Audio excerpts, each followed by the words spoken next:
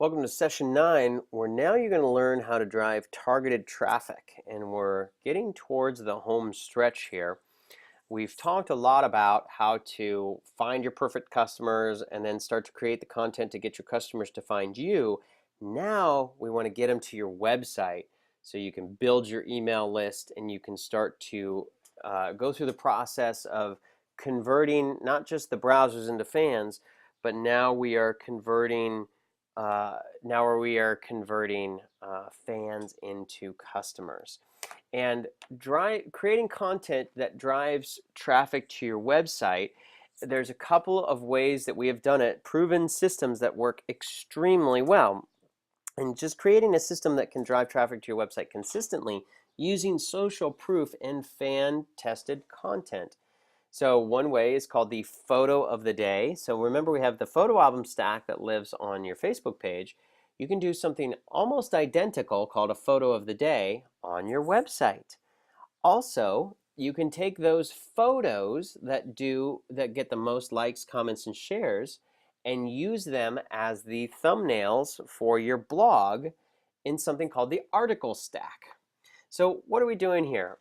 We're trying to drive fans who are qualified prospective customers from your Facebook page. And these techniques can help you drive qualified buyers better to your website. It can help you build trust faster with prospective customers. So now remember, on our Costa Rica Facebook page, when we did 1.5 million in sales, we had over 200,000 likes on the page. And we ended up getting 2,500 email addresses, 20 people flying down to Costa Rica, and only 7 sales. We only had 7 customers, but it was for $1.5 million. So does it really matter what the ratio of fans to customers was? Not if you have a very, very high-end product. Now, if all you're doing is selling a $9 book or a $3 book, then you're going to want a much higher ratio, but by nature of the price point, you will. So for us, we were selling $150,000 pieces of real estate as opposed to a $9 ebook. But in each case, you can still drive qualified buyers better and build trust faster with prospective customers. So one way to do that one way to drive this quality traffic is to create a photo of the day page on your website. And if you create a photo album page on your website, you can use the photos that you've already tested in your Facebook photo album stack. Take the photos that have gotten the most likes from your Facebook page, from your photo album stack, and put them on your website. Again, I'm assuming you have permission to use these photos and you're not using someone else's content. So this is an example. And of course, since we were doing the yoga business, we called it, instead of photo of the day, we called it pose of the day. So there's no reason you can't get creative on this. If you're a wellness customer, it could be, recipe of the day or food of the day, or you could say inspiration of the day, inspirational quote of the day.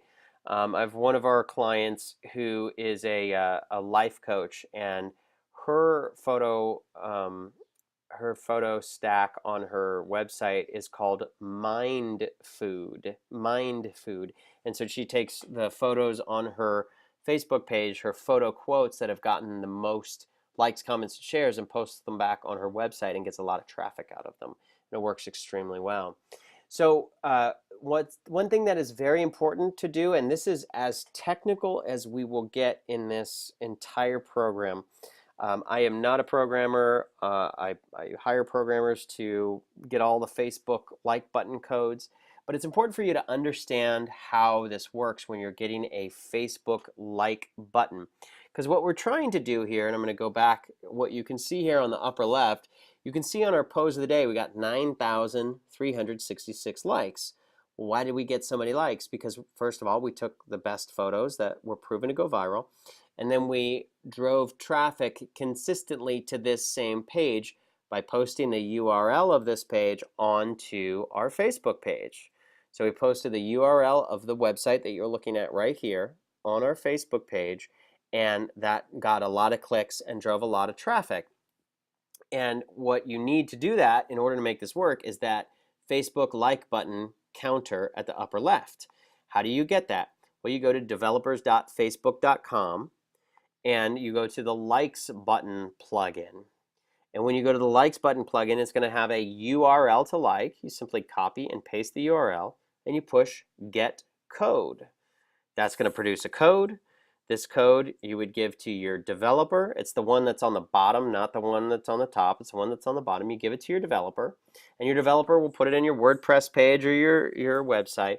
And the result is you'll use only one like button to build cumulative likes. Now, I'm telling you this because most developers totally don't understand this concept, and they've never heard of a article stack or a photo of the day stack.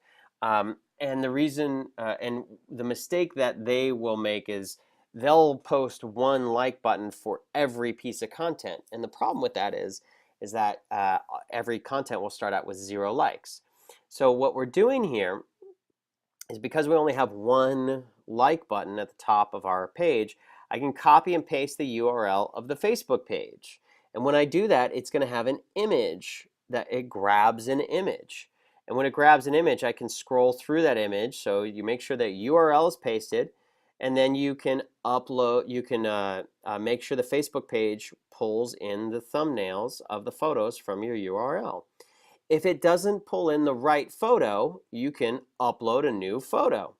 So on this page, on the bottom, it says upload image. You can replace the image. If it's not pulling the right image, just replace the image. Same thing on these bigger ones where you upload a custom image, right where it says remove this image, you can remove it and replace it with a nice, big, pretty photo like the one that you see here. And you also want to write the posts that get your customers to take action. So if you're posting a URL and you just write, like I see a lot of just super lame stuff on Facebook where people write, hey, what is everybody doing today? And then they wonder why nobody's commenting or sharing or posting their stuff. Because that post was for you, not for your customers. Everything that you post must be to add value to your customers. If you're going to ask your customers to write on your wall in response to a compelling question, opinion, or poll, that can really help create action and increase the virality of your page. And again, this is called news feed optimization, and this is really simple. So don't forget to add a caption that will help improve the positivity and emotional charge to increase the viral spread of your page. Remember, that's called the integral effect. And add a call to action for people to click on the link. So here's a great example. So when we posted this link, so like yoga to join our community, the link was yogalikes.com. And we found this photo. Guess where we found this photo? In our photo album stack. And it was submitted by a real user who gave us permission to use it. So we were able to use it. And we know that this one worked very well. And we wrote down, wheel pose energizes you physically, mentally, counteracts stress. So we know that this kind of information with this kind of photo is going to do very well. And then down at the bottom, we put like yoga to join in our community, namaste, and go to yogalikes.com if if you want more information. And that got 4,019 likes, 341 shares, and 100 comments. So this can be extremely powerful of driving traffic to your photo content on your page or your blog. So here's another example. When you're doing a post, if you're trying to get content, you're trying to get people liking your page and liking your content, here's a great example. So again, this photo, it was tested in our photo album stack. And if I were to post this was a business post. So this was a business post to get people to come to one of our webinars. And so the post was fan page not converting. Check out how to easily and naturally attract customers now. And of course, it's a puppy in Shavasana with its ears flopped out, and this puppy is, absolutely adorable. So does it have positive valence? Yeah, it has really, really positive valence. And then we put the link to our 22 social page. What's 22 social? Well, it's an application that allows us to get email addresses right from Facebook. So we can do a live Google Hangout right on our Facebook page with this free application. And that worked extremely well. And we did boost that one. So we spent some money. I think we spent $20 or $10, but it got 174 likes and plenty of comments, plenty of shares, but much more importantly is a lot of people attended the webinar. So here is your action item.